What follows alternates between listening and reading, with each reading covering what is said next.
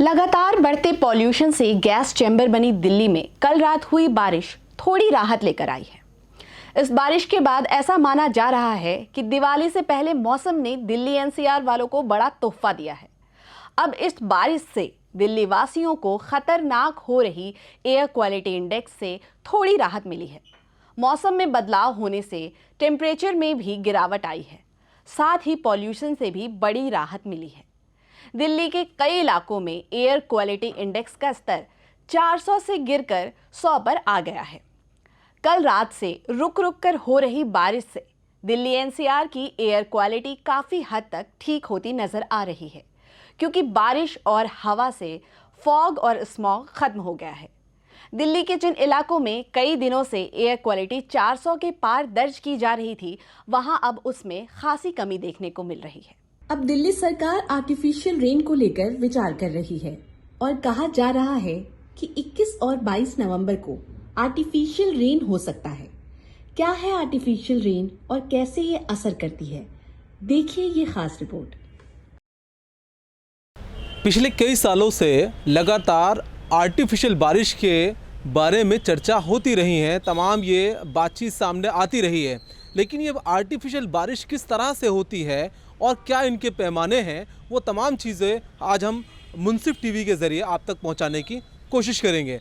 सबसे पहले मैं आपको बता देना चाहता हूं कि कानपुर आईआईटी और दिल्ली सरकार के बीच में एक अहम चर्चा हुई, एक अहम बैठक हुई। उस अहम बैठक के बाद सब कुछ अगर प्लानिंग के तहत रहा तो दिल्ली में पहली बार 20-21 नवंबर को हो सकती है आर्टिफिशियल बारिश।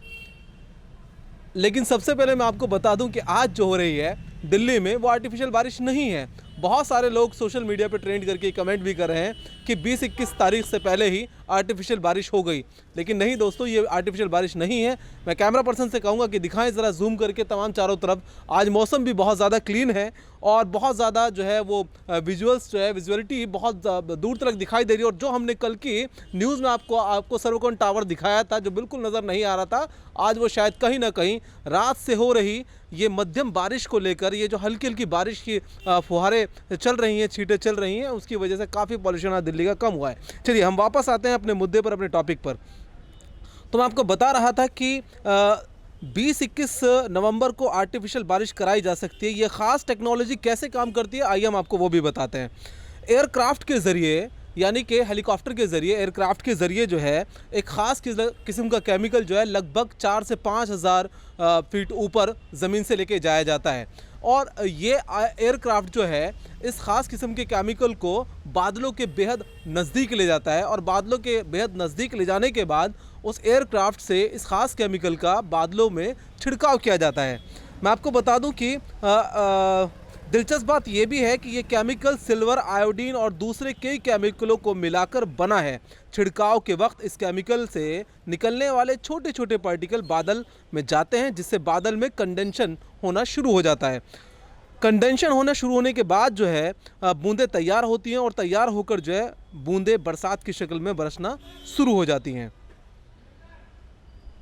इस पर कानपुर आईआईटी ने हाल ही में एक टेस्टिंग भी की है और मैं आपको बता दूं कि इस पर कानपुर आईआईटी ने हाल ही में एक टेस्टिंग भी की है जो काफ़ी हद तक कामयाब रही है।